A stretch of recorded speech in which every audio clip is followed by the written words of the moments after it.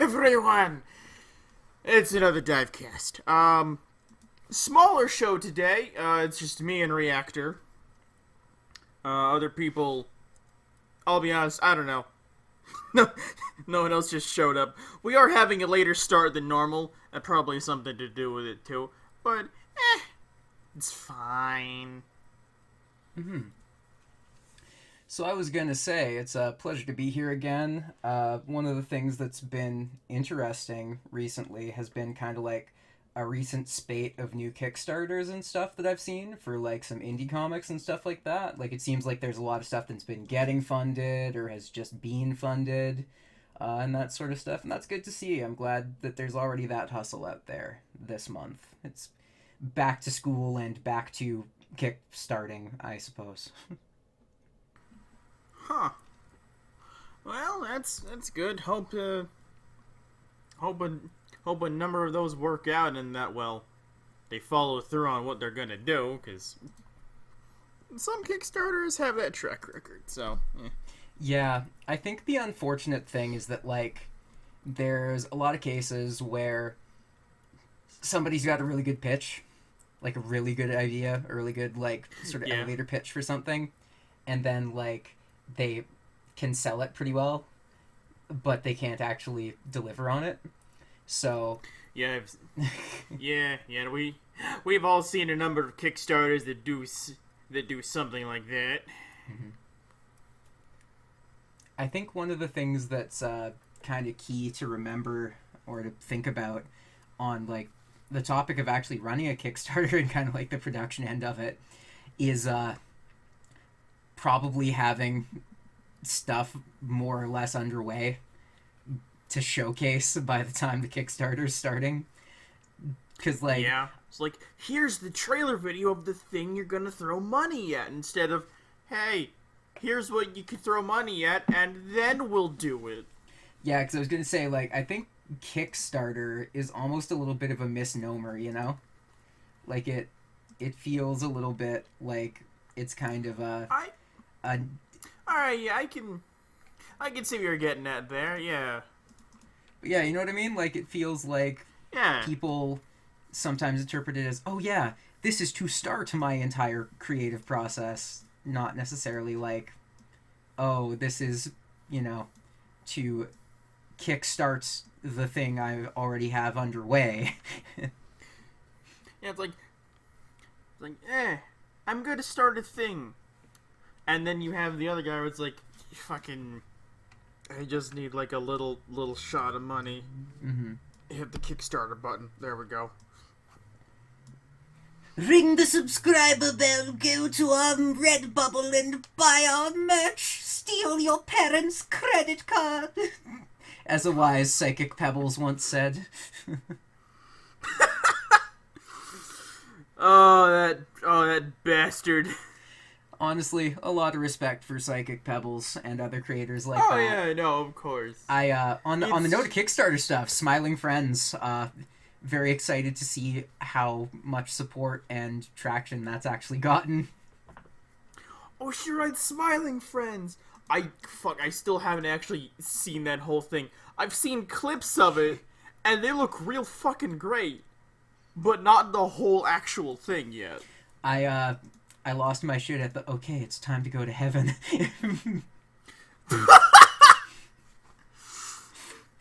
Pretty good stuff. I swear, that man still has it.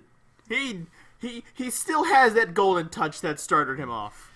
I think that that's sort of the case with a lot of the Newgrounds era kind of types, you know what I mean? Like, they feel like they've kept a lot of what made them initially successful, which is that, like, kind of that edginess, kind of that irreverent sort of style of humor, you know what I mean? Like, yeah. That there's a respect there, but it's maybe not a respect for social norms, or what anyone else thinks, or anything like that. Yeah, no, because I just remember, like, last week, I was like, oh, hey, it's a new video from fucking Stamper, and it's just him like watching a neighbor take his dog for a walk and just giving just the weirdest audio commentary of it. It's like, yup, that's Stamper. Yeah. That's what we came here to watch. One of the things that I remember vividly from when my brother and I were growing up is that there was this one point where my brother was standing. He's standing around, and somebody had like these bells on their clothes as they were walking around at this one thing at an event we were at, and like he was standing in complete silence. And then, like, the third time the person walked past us with the bells jingling, he leans over to me and whispers in this fucking 1940s announcer voice, "And here comes Secretariat!" And, like, I fucking spit out my drink.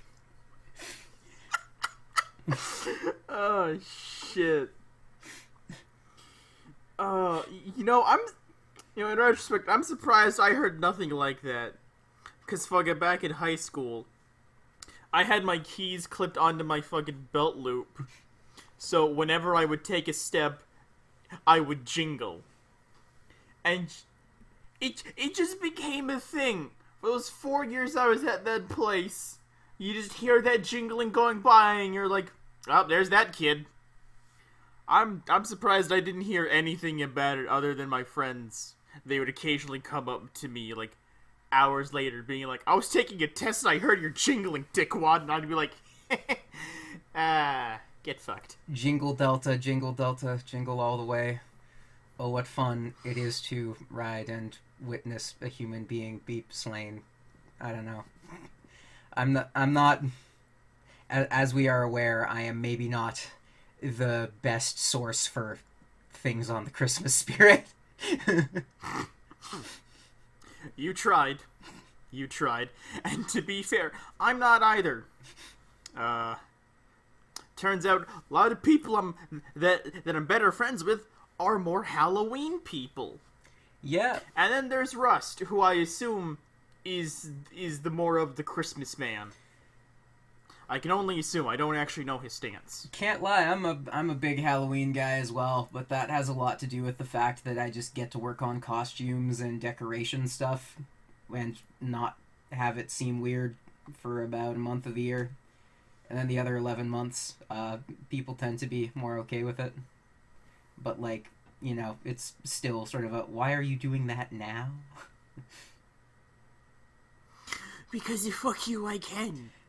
It's my pen. I will source what I want into creation. You hold no sway over me, Anon. I'll be real. I was honestly, like, I'm waiting until, like, around the 1 year mark of living in the place that I'm living in, which is coming up. But, eventually, I would love for, on Halloween, to put some skeletons up on the roof, but then instead of taking them down, just dressing them according to the holidays the rest of the year. So, like, you know, Hanukkah comes around, Shabbat Shalom, have them dressed up like all the good Goyim do. Then, for the Gentile holidays, like Christmas, we dress them up in, like, Santa suits, put some reindeer antlers on some of them.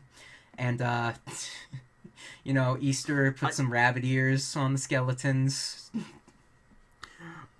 I just get this image. On your roof, you have one skeleton dressed as Santa, and then the rest of them are dressed up in the fucking Hanukkah shit.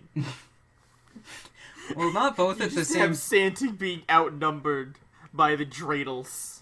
Well, not both at the same time. It's very rare for the days of Hanukkah to overlap with Christmas, actually. But, like, yeah, it's fair, but it's still a funny image, though. Yeah, oh, for sure. That's the thing, though, is I'm not, like, super confrontational about either of those things, because, like, coming from more of a secular household, like, we always got kind of, like, the Xmas Christmas, you know, like, that it was never, like, about the, you know, the Christ-centric Christmas holiday. It was never the Jesus Day, it was more the family day. Yeah, it was, like, the family and go visit family day for stuff, because, like, we do have relatives that are, you know, bigger believers Yeah, in that's- that stuff, and more power to Yeah, that's them. about how it was for me too, except for like the Christmas Eve party. That's always there's always a little bit of there's always a little sprinkle of it's about the Jesus there then, Mhm. because it's always fucking on my mom's side of the family, which is mostly Polish. So understandably then, yeah. Yeah. I was going back actually recently and looking back over on the note of like sort of the production, sort of Kickstarter stuff again. All right. Yeah. A couple of things that were actually like holiday themed stuff. So it was like people kickstarting or like doing Indiegogo stuff for what were essentially like holiday sort of themed spin-offs or event things for a pre-existing thing like that. So like for card games, it's like a holiday expansion. For like webcomics and stuff like that, it was for like a holiday special kind of thing. And I think that's kind of charming. I think that's a fun way to like, you know, maybe raise some capital without changing the model of your actual webcomic itself or something like that. Yeah, that can be neat. Because, like, one of the things that I've kind of thought would be a neat concept to try down the line, because I'm going to be doing subscription model stuff with Patreon and then just having things released in stages on different platforms, have, like, Gumroad versions of, like, the full unedited versions of stuff, because, haha, Lord knows with the content that I produce, to pass and Webtoons and all of those platforms are not going to let me show them in their complete and unedited forms. So yeah, and that is when you get your own site. Yeah, that's another part of what I got going too. I just gotta wrap that up. Yeah, to be completely real, I think one of the things that I've just been most motivated to do this month is just get through a bunch more stages of the work on my own projects that I've got going, build up a backlog of content, use the time to produce pages and content and covers for stuff. I actually just had an art gallery exhibition open with my art, which is really fun. Oh yeah, I remember you were talking about that in one of the servers. Like what was it, like last week? Yeah. That's great, man. So as of this Thursday, when the last bit of stuff goes up there, because I was expecting to exhibit with other people, but their stuff didn't quite materialize. So there is one painting from one other person, and the space that I was... So it was mostly just the Unstable Reactor Art Gallery. It is literally the Unstable Reactor Art Gallery. Unstable Reactors... That's fucking great! Unstable Reactors, 36 pieces, and one other person. That's goddamn amazing. What's nice, though, is it gives me more space to exhibit pieces that I can actually sell, because, like, I prioritize stuff that I could exhibit and show as, like, a model of the stuff that I do, right? So there's examples of my traditional line art, there's examples of watercolor paintings, but now I can have stuff in there where it's like, oh yeah, these are paintings I can sell, these are digital prints of stuff I can sell, like, and this is how much they'll cost. I keep forgetting you do actual paintings. Yeah, I do actual paintings. I'm trained in watercolors, and I did a 5-year multidisciplinary Bachelor of Fine Arts at a top 12 university, which was a lot of fun in some ways, but also really, really stressful in others. That sounds like a lot of things we're doing right now, doesn't it? Yeah, like, to be completely real, like, I'm super, super grateful for the opportunity of stuff with university, and there's no version of reality where I don't think I'm better off having gone to it and done it. I do think, though, as like an advisory maybe for other artists out there with different sort of ambitions for stuff, that it might not be exactly what you're looking to do. Like, if you're looking to go and develop like a webcomic or a pitch for an animated show or something like that, you're much better off going to like a specialized trades college that's specialized towards like stuff like film school or animation or 3D animation and that kind of stuff. Whereas a general multidisciplinary degree is better for like the multi-purpose kind of stuff. So in my case, I teach a bunch of different classes. I have 9 different classes I'm teaching right now. They're different disciplines for stuff. So some of them are performance, some of them are painting, some of them are illustration, some of them are like serial media, like comics and manga, and some of them are animation based. And what's interesting with all of that is that my degree covers all of those things. And it's accreditation wow. to do all that stuff. Whereas if I had specialized and gone instead into like a 2-year certificate program to do something that was specifically for 3D animation or 2D animation or what have you, I would have definitely cultivated like the skills through like a crash course program to do all of that. But I think knowing myself, I would have also liked a little more time than 2 years to spend in that kind of space cultivating it. So if there are programs available where you can spend more time, you do have more availability to go into like a post-secondary kind of school and try that stuff out, if it's within your means. I think that things that are like a 3 to 4 year program can be really nice, because while it is a bigger commitment of time, it's also that much more time you get to like be your best self when you come out of it and into the industry.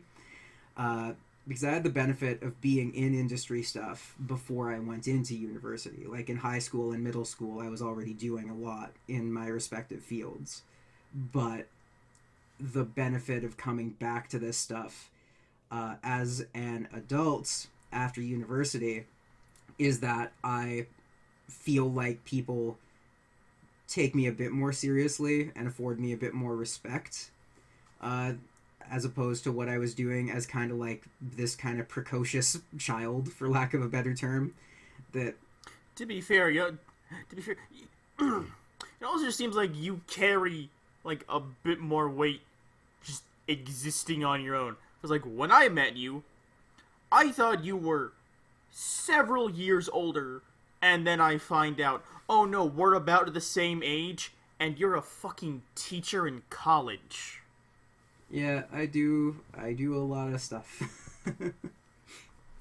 Like, yeah, just like, wait, what? This man is almost the same age as me, early 20s, and he's teaching people around his fucking age? Yeah, that's the interesting part, is that it's like, it's the ways you can get around the precise defined limits of what's there, right? Because like, I am completed a multidisciplinary fine arts degree. However, I'm still qualified to be an instructor for a lot of things, maybe not accredited like positions at high schools and middle schools and that sort of stuff, in the same seniority hierarchy, the way that people who've got like a BEd on top of their specialization would be. But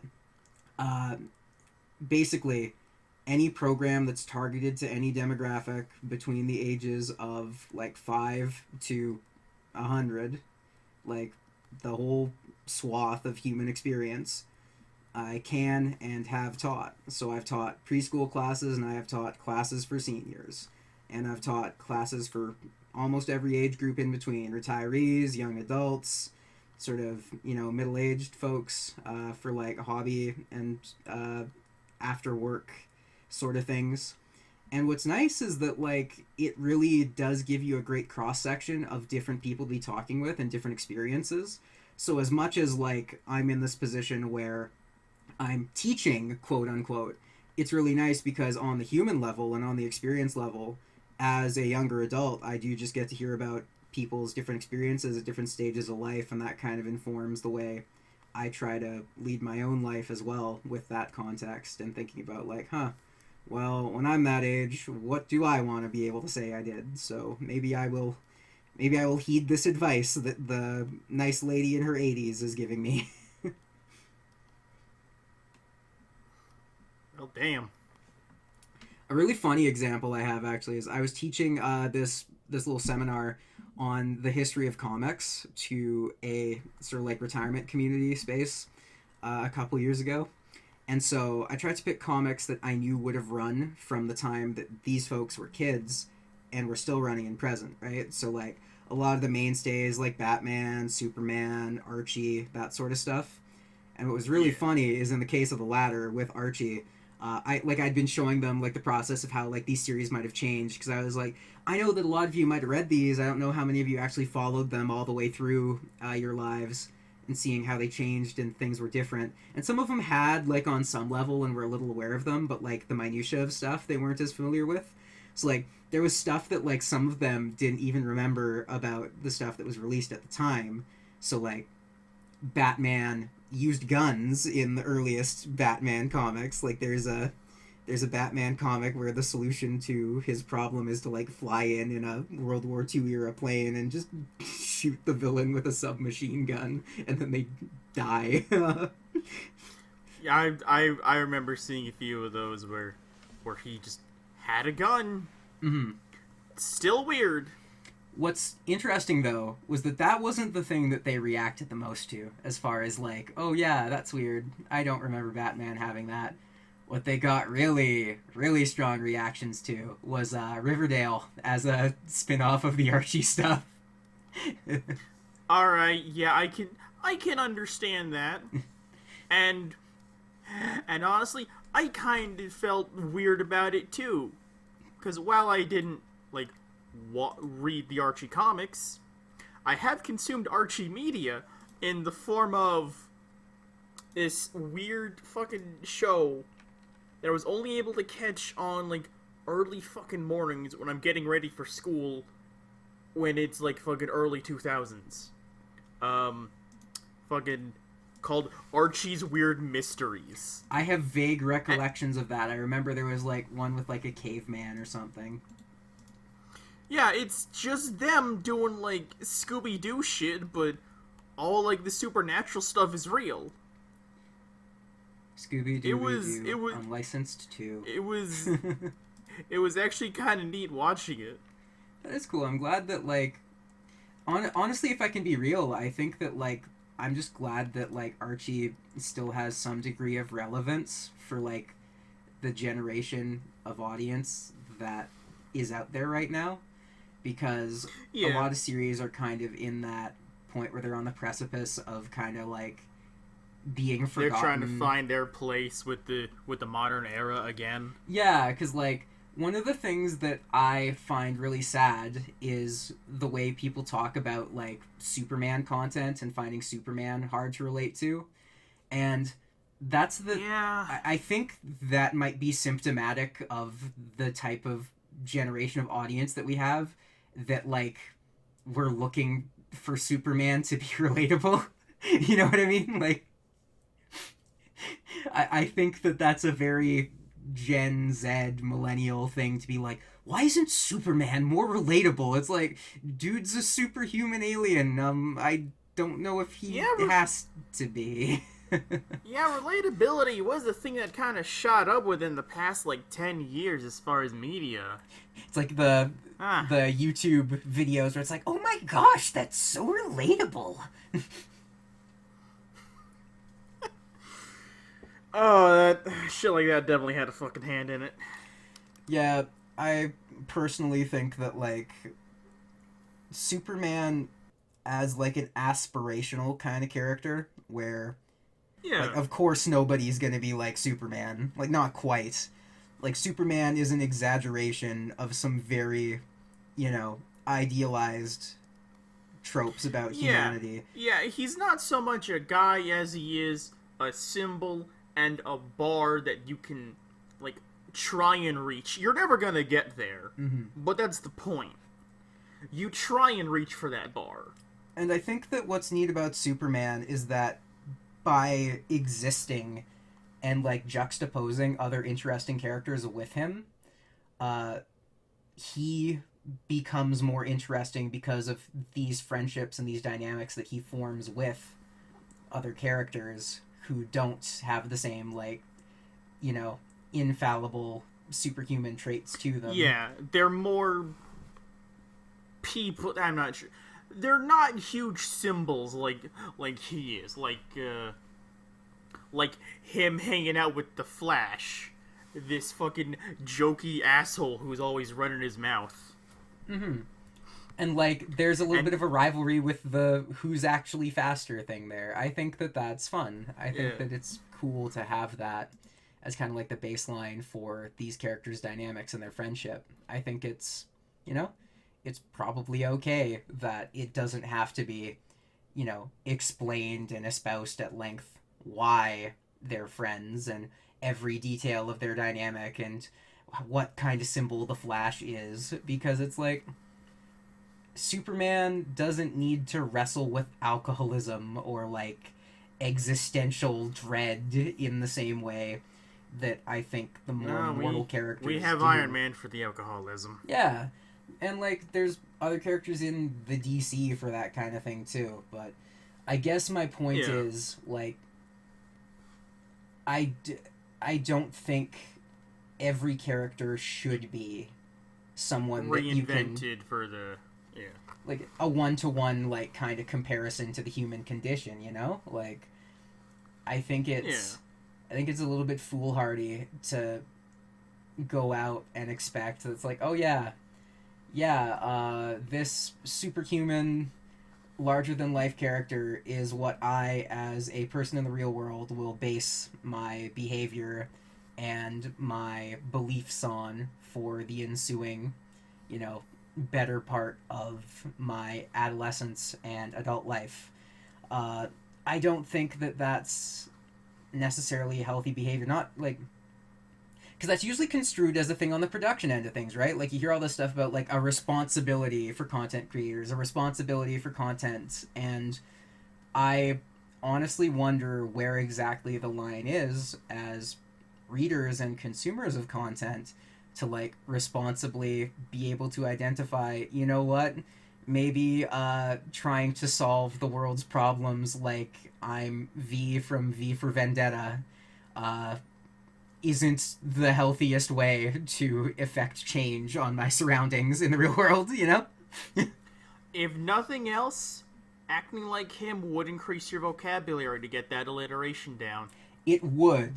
And like, make no mistake, that's not a slight against V or V for Vendetta. I think it's a really wonderful literary work, and I think that people tend to conflate it with like a certain type of edgelord demographic that I don't think it's quite deserved, given that it's quite quality. To be fair, it's the Guy Fawkes mask, and that did get adopted by some other people. Oh yeah, like at this point, it's a shorter list who hasn't adopted it as some sort of symbol for something than it is to list the people that are actually using it. All right. On that, stop taking other symbols. Make your own. Dear Extremist Wings, hire a graphic designer. I just mean in general. Just, hey, are you making, like, any kind of movement or anything, or just make a new symbol for yourself? Yeah. Allow me to chime in on that, if I may. Don't go ahead, my friend. Don't be Hitler. Don't take somebody else's copyrighted symbol and make it your logo by flipping it upside down and backwards. If you Google image search your logo, you Google image search your logo with Hitler. It's like that old propaganda thing of like, if you drive in your car alone, you're riding with Hitler. It's like, that's how I feel as a graphic designer when I see just like blatantly stolen images as people's company IP stuff. Oh, wow. I didn't know that was an old thing. Yeah. It makes sense, though, given, like, World War II and, like, you got a carpool to save gas and all, but... Mm-hmm. Wow! Yeah, that's where that comes from. Didn't hear that one. And so, like, it's a meme in, like, a couple of different video game circles for MMOs and certain games. So, like, when there's raid events on in Fate, Grand Order, like, it's like, if you farm alone, you farm with Solomon. Like, whoever the villain for the arc is. Yeah. And I think it's kind of quaint and kind of charming that some of that stuff is endured, and I definitely prefer it to the like awful proliferation of the keep calm and X or Y, like fuck those shirts, fuck that trend. It wasn't cool the first time it was brought back in like 2010. It definitely isn't cool now, a full 11 years later. hire a graphic designer, figure out your own gimmick, you lazy fucks. Yeah. Yeah, though, for a lot of people, they're able to make it work surprisingly well. At least with the taking a saying and twisting it a little bit. Mm-hmm. But I think that it also helps if the subject matter for a series is based around the time period that some of that stuff originates from. So I would be more accommodating of a World War II era series having merch that's keep calm and avoid the eldritch monsters that the Nazis are sending, or some dumb shit like that, than I would be if it was just keep calm and worship Cthulhu. Hot Topic shirt. oh, the fucking tone on that made that so much worse. I excel at nothing more than making situations worse.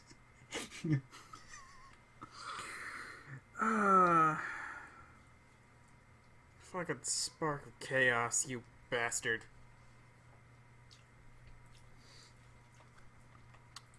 It just occurred to me, we've been going for half an hour and we haven't gotten into that thing we wanted to get to. Yeah, I sort of wanted to talk a little bit about the production things first, at least, so we had some semblance of an excuse for content before we start discussing mecha again. That's fair. Yes, everyone, we it's Delta and Reactor. We're going on about giant robots again. You're not getting out of this. Fuck you. So, the one thing that we kind of talked about before we started was that, as kind of connective tissue between the production topic and mecha series seem to just constantly be fated to run into issues on the production end of things. It is a weird thing, but yeah, that's just another tick to add to this is why mecha is weird.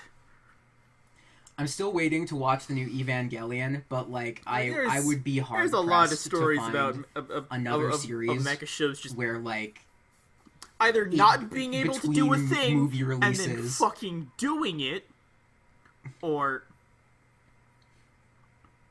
wait, what? I think that the thing that's so crazy though is that between Ava 3.0 and 4.0, or sorry, 3 plus 1.0, because naming conventions, one of the things... I swear to God, oh no.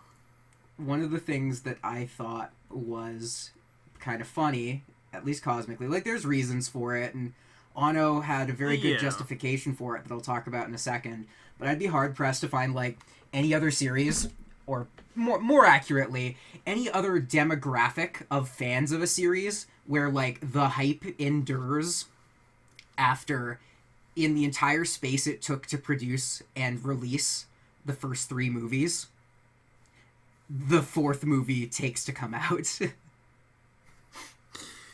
Oh, those movies just kept taking longer and longer to come out. It was... Actually, they were they were on the dot. They were 3 years apart every time, up until following 3.0. Right. That's part of the reason that people were so choked about the delays, was because, 2015, we all were pretty sure it was going to come out, and I was in my, year before I graduated high school at that time. And I was pretty excited for it. I was oh man, here we go. Right before grad year, gonna get the last Evangelion movie. This is gonna be pretty lit. And we didn't. And we didn't the next year, or any of the intervening years until this one, so...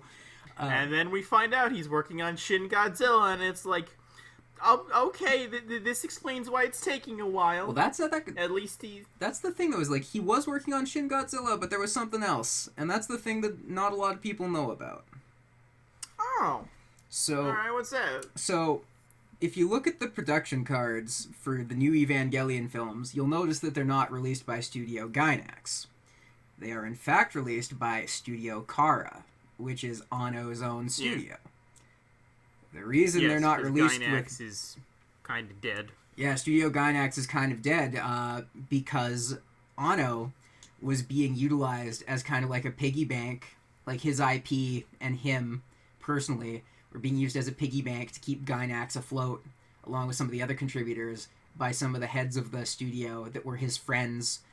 Who he was doing a solid for his friends, right? He was like, oh, sure, I can spot you guys some money. I can figure stuff out.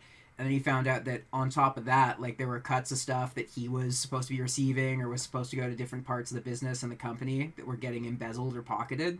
So the finances were just so mismanaged at Gainax that he was tied up in a legal proceeding to make sure he could retain all the IP and be indemnified from wrongdoing for the stuff that was going on there.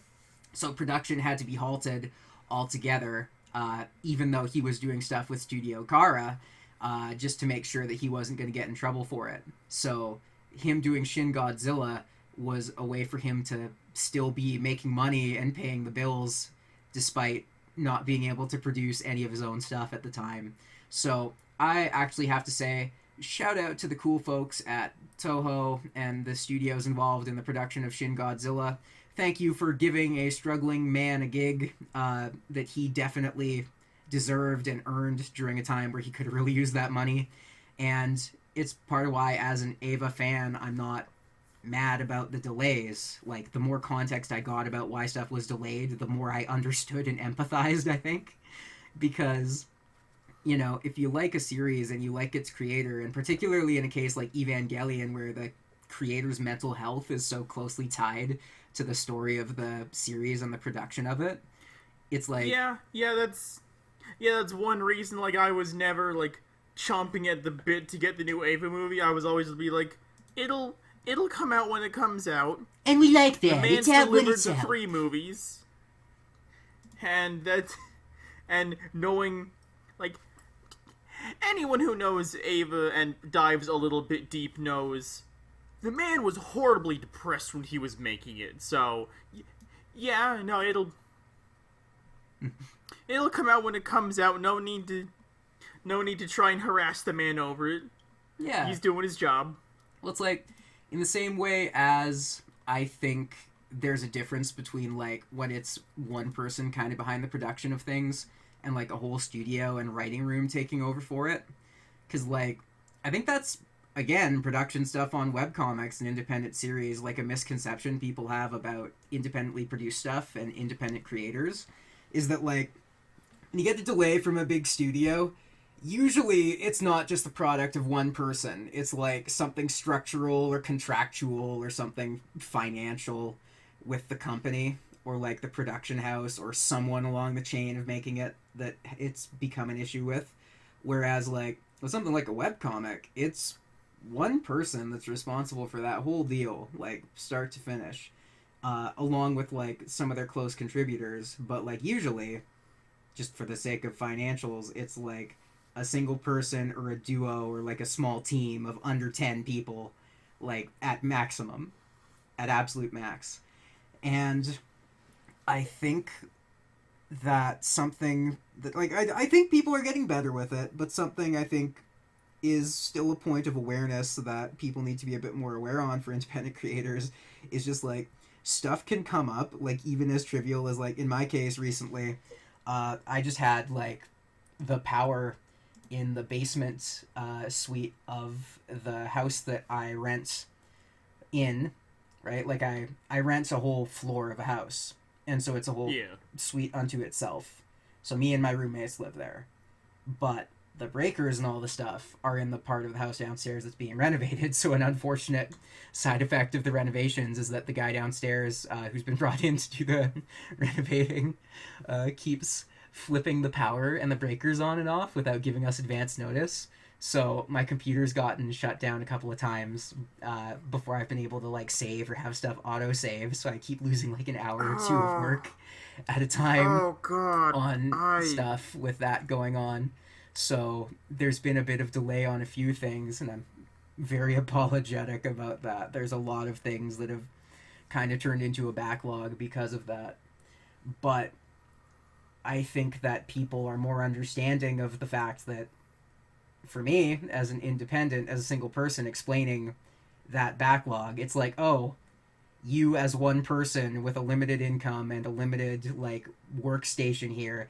It's not like I can just go to the other workstation in my production studio of multi-billion dollar production agencies with specific teams and different film shoots and stuff going on to figure stuff out, right? That's part of the reason where when if a movie producer was like, sorry, the new Pirates of the Caribbean isn't coming out because there was a power outage in my neighborhood, the first question people would have is well, why the fuck does the Pirates of the Caribbean movie hinge upon whether your neighborhood has power? This just reminds me of Toy Story 2, because that hinged on something eerily fucking similar. Yep. Whole movie got wiped. One employee, just had the backup of the whole thing on a file at their house, and they're like, oh, thank God, all those months of work didn't go to waste. Guys, I have a backup. That's why, no matter what level of production you're at, make sure you're hitting the save key. Make sure you're saving it in more than one place, because files can get corrupted, stuff can get lost, stuff can get damaged. You might have to get a new computer if your computer gets bricked. Have a secondary solution and a second backup, because there is nothing more disheartening than spending so much time on working on something and then just, losing it to something as stupid as that. Yeah, no, that is something I've had to learn the hard way from experience, as occasionally my computer will just blue screen itself, and I'll be like, god damn it, alright, how much progress did I lose? It's normally never much, but it's still, I'll have just started doing, the line art for a piece. Blue screen, well, that's all gone. At least all the construction lines and sketching is still there, but fuck. And that's from autosave, too, because I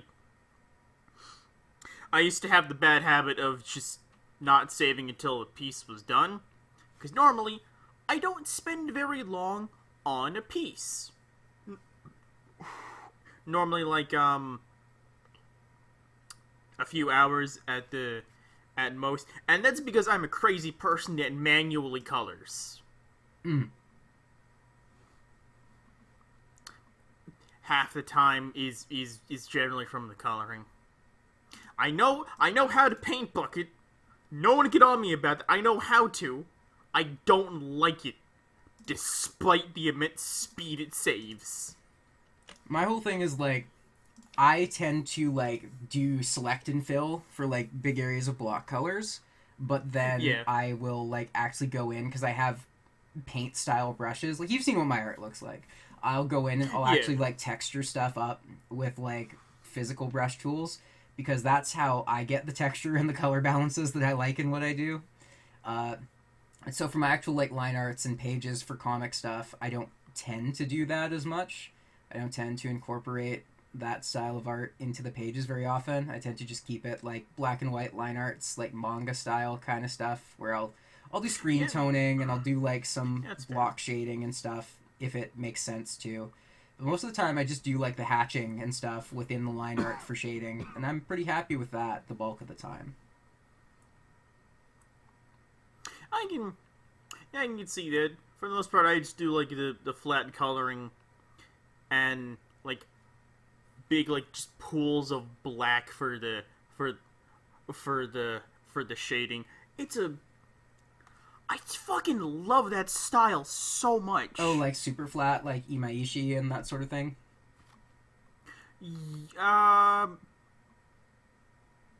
Dead Cells. Dead Cells, Redline, Hellboy. Yeah, Redline has one of the more kinetic uses of a pretty high detail art style that I've seen in a while. And I think that's a really interesting case of a production where it wasn't financially feasible for it to recoup what they put into it for what it was. But holy shit, was it worth amazing. It? You know? Oh, dude, I know! It's my favorite movie! Yeah, I think character design wise and setting wise and just like on a pure artistic level, like it's one of the most conceptually cohesive and pure things I think I've ever seen. Like, it's nothing in the world is perfect, but Redline is, I think, one of those cases where it doesn't matter how like objectively as a story or as a movie or whatever, like how close it comes to the standard of perfection that people might have, because in terms of like the creative vision, it just so clearly is exactly what it wants to be. Like there's no compromise. It is just, there is no apologizing with the Red Line. It's, I'm gonna be a dumb cool space racing movie, and there's nothing anyone can do about it. It gives me the same vibes as like the Wachowski Speed Racer movie, you know, like the live action. Yes, yes. That movie was surprisingly better than. I really enjoy it. Like I think that Battle Angel and that one are some of the best. Actually, I got to throw Edge of Tomorrow in there as well.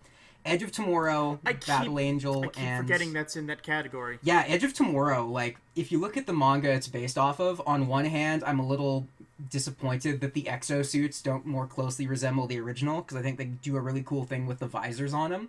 However, I do absolutely understand the limitations of production stuff for live action filming, having worked as an actor on live action production stuff.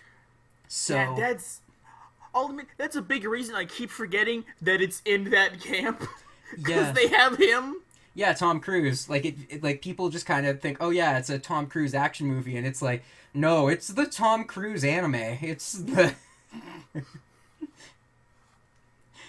I do want to say, like, the thing that sent Redline over the edge for me to be my favorite movie was they're in like the final stretch, and then just like they pop the big nitro, and the Gurren Lagann drill sound effect starts, like the fucking drill rev goes on. You know when the opening of Gurren? Yep. Like the very that just plays, and just clicks something in my head where I'm just going yeah. I think what's cool about stuff like that, like in terms of like the leitmotifs and like sounds and stuff, is like depending on where you hear sounds first, they mean different things to different people, you know? Like, because, like... Yeah, like... There's some fairly common anime, like, stock sound effect things, like, that, like, sort of like the teleport noises and stuff from Dragon Ball, and, like, the power-up sounds from it and stuff like that. But those are shared with other productions. Like, they're a bank of sound effects that other productions have used. So for me... Really? That's just stock sounds? Some of them are, yeah. So I associate, like, that aura power-up noise from Dragon Ball with Gao Gaigar, because that's where I heard it most frequently as, like, the G-Stone sound effect. And, like, don't get me wrong, I encountered Dragon Ball first, but the way I initially consumed Dragon Ball was reading the manga. So, like, I read it at my local library from, like, the original Dragon Ball all the way up through to the end of Dragon Ball Z. I haven't noticed that it's in Gao Gaigar then. The sound that the G-Stone makes when it clicks into place. Yeah. Maybe I just haven't seen enough of it yet, or it just never clicked with me that sound was in there. Damn, alright. Yeah, I think this is also me being an audio guy and having, like, a big-ass bank of sound effects and stuff. Like, I go through, like, video game files and pull specific sound effects I like and mix them together and edit them and mash them up to the point that they're, like... So, you know remix laws, like, to kind of sidetrack here, you know remix laws where effectively something has to be over 50% transformed from its original sources to be considered transformative IP and usable now I do. As copyright stuff?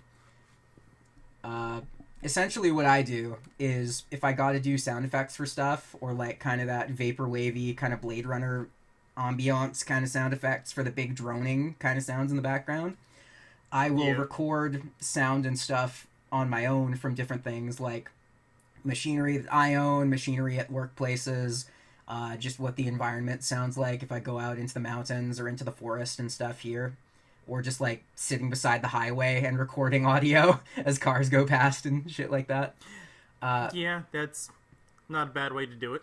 And then what I do is I mix that with sound samples from other things I like. So I'll take like 2 to 3 seconds of stuff from like a song or like a sound effect from a video game thing, and I'll blend that together and like basically distort it and layer it to the point where none of what was originally used as the sample material is even distinguishable in there anymore. So it's like heavy sample core kind of stuff. Yeah. And what's fun with that, I will say, is like kind of the knowledge of, unless somebody really wanted to do like some sort of archaeology sound-wise in digging into what I put in there to like determine, wait, what the hell is this? What the hell is that? I recognize this, but what's that part? There's not really any way anybody but me would know unless I went out of my way to say so. I don't know why, but this has reminded me of this weird, well, not really weird, but just this kind of like odd thing I remember seeing when I was playing Devil May Cry for the first time. The original Devil May Cry, for anyone wondering. Fucking, do you know anything about it, Reactor, or... Which one? Nah. First one. I'm sorry, can you just say the title again? Like, for some reason, I'm having, like, a blank moment here. Devil May Cry, Dante, Wacky Wahoo Pizza Man. I'm sorry, the audio cut out there, so I just heard it devil. I just heard devil. So, it cut... Fucking Discord. I jumped to, like, that horror film, Devil, where it was, like, about a bunch of people in an elevator. Yes, absolutely familiar with Devil May Cry. I've played all of them. God, I remember what you're even talking, the movie you're talking. Anyway, so yeah, no, wandering through the fucking castle, I had noticed one of the, like, stock models they have in the background. And it's just this normal-looking, halberd. But I looked at that and I'm like, wait a minute. That's the exact same halberd model that's used in Dark Souls. Oh. For all 3 games. That's interesting. So, like, FromSoft must have had, like, the same asset or something somewhere down the path. Or it might just be, like, a stock model people can grab or something like... I just thought it was weird seeing that little asset reuse between 2 wildly different franchises, like, over 10 years apart from each other. That is interesting. One of the things that I found really interesting, sort of on the same note and same vein, is like there's like placeholder models in some games. They're like from completely different series and completely different stuff.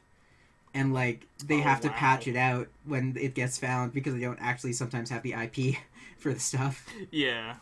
It's like, oh, well, sir, someone apparently found this model of Superman that was, we were just using as, like, a placeholder for the big boss.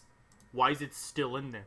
Well, we replaced it with the actual boss, but we never removed the model. We didn't have time to do that. Go fucking do that! Yeah!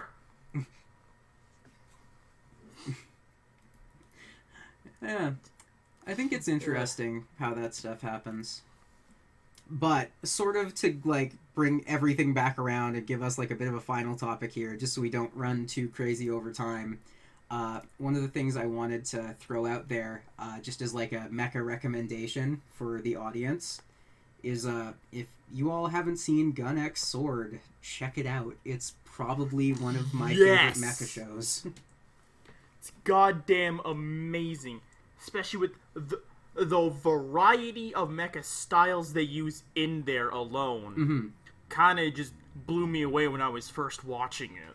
Like, it's just a highlight to the talent that the studio behind it has, because the people that worked on it also worked on Code Geass and some other series as well. So, like... Oh, shit! Yeah, like, a lot of the artists behind it worked on that one, too. And so what's really cool is that, like, you can kind of see, since Gun X Sword precedes Code Geass by a little bit, you can see some mecha stuff where it's almost, like, prototypical to, like, the Nightmare frames a little bit. So, like... Oh god, now I see it with Dan to a Nightmare. Okay. Yeah. I will say, like, Eldora 5 is, like, far and away my favorite thing in that show. Just because the concept of retired senior Power Rangers using a busted up Megazord that's been kept in storage for the better part of a couple decades is one of the coolest concepts for any episode of anything. Like, I'm sorry. And then... I'm sorry, Power Rangers fans.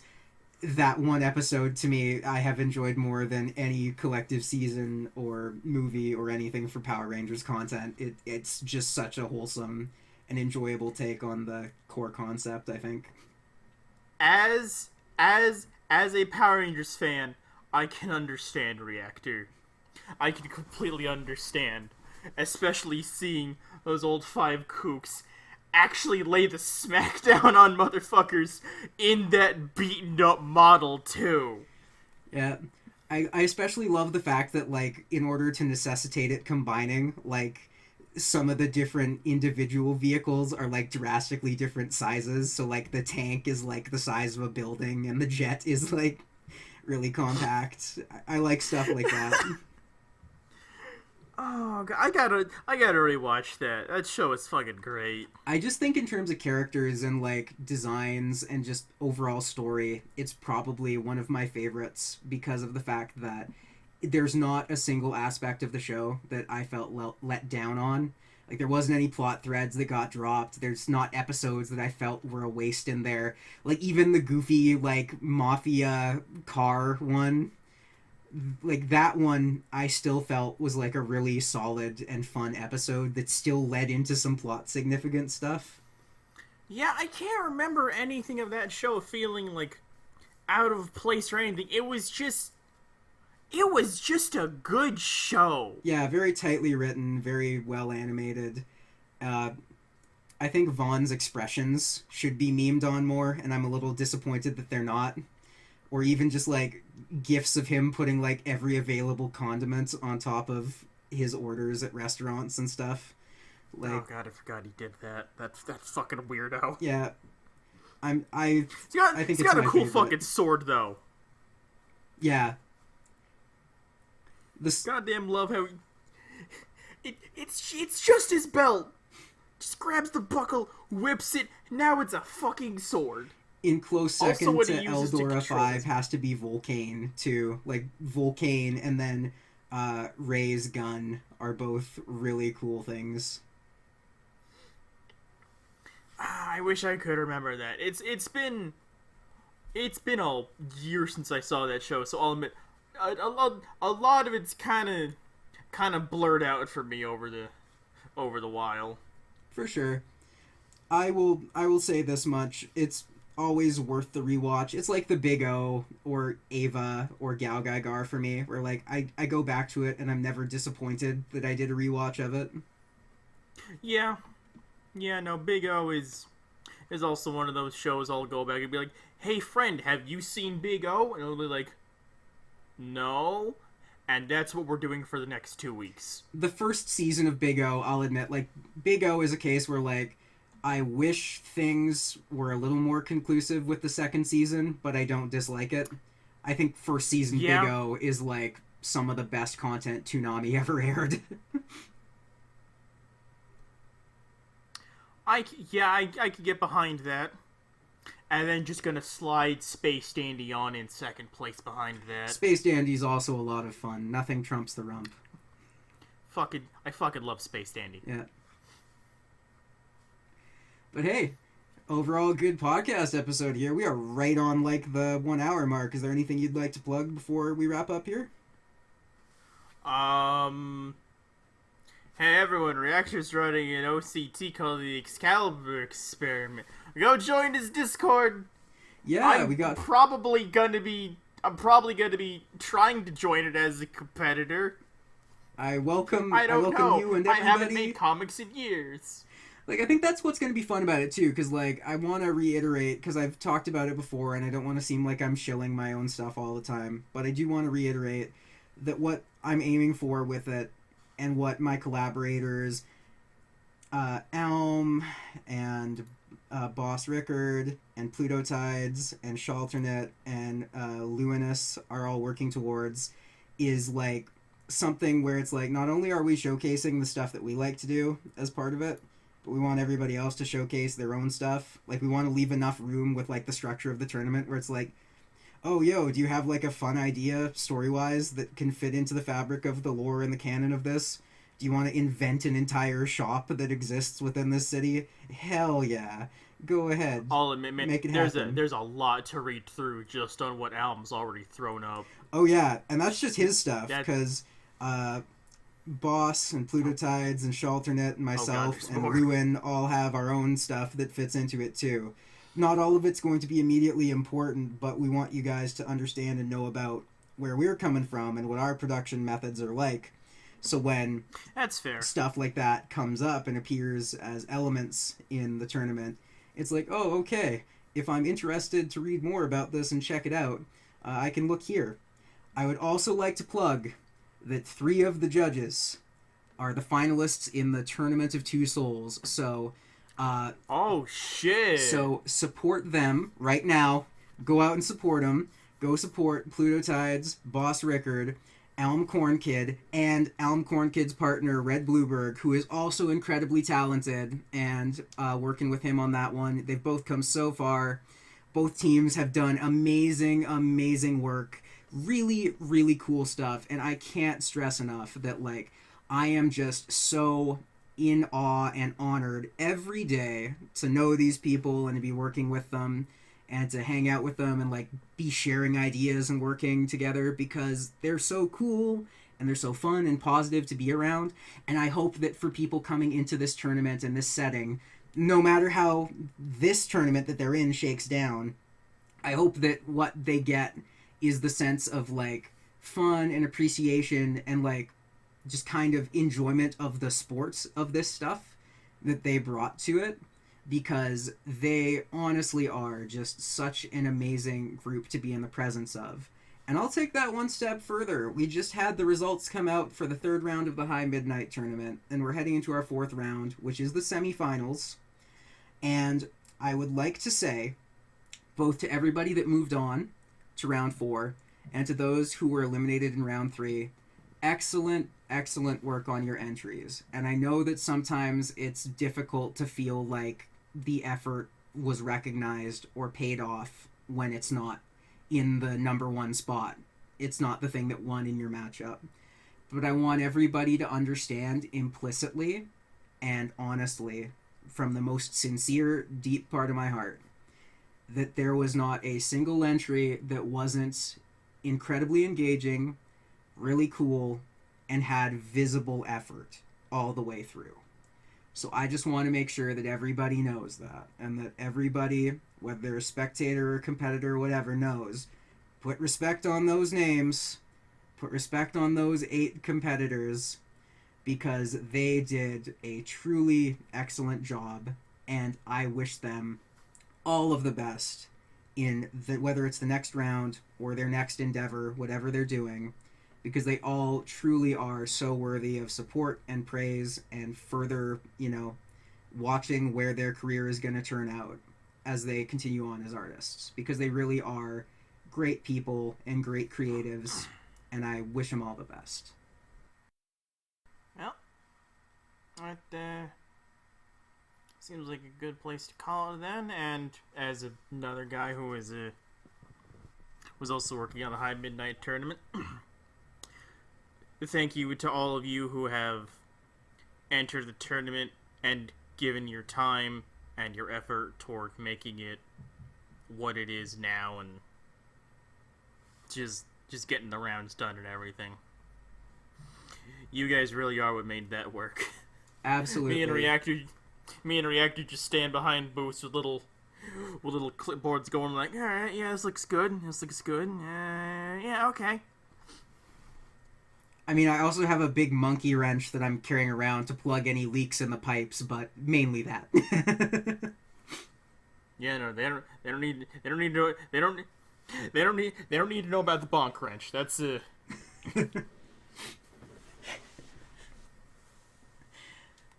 yeah. Thanks for showing up, everyone. Hope you had a good time here. Fucking stuttering. Goddamn. Bye-bye. Take care. Well, goodbye, everyone.